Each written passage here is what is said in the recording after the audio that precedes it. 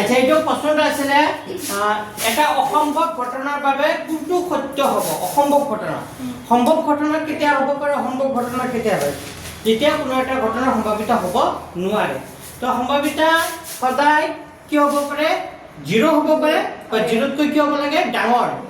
1 হ'ব পাৰিব কিন্তু 1তকৈ কি হ'ব সৰু কিন্তু সম্ভাৱিতা কেতিয়া 1তকৈ কি হ'ব নোৱাৰে ডাঙৰ হ'ব নোৱাৰে হয়নে আৰু 0তকৈ কি হ'ব নোৱাৰে সৰু হ'ব নোৱাৰে তো ইয়াত p মানে 0 বুলি কৈছে মানে সম্ভাৱিতাটো 0 হ'ব পাৰে বুলি কৈছে হ'ব পাৰে এইটো সত্য হ'ব পাৰে p = 1 এইটো হ'ব পাৰে p > 0 মানে সম্ভাৱিতাটো কি 0তকৈ কি হ'ব পাৰে মানে সম্ভাৱিতা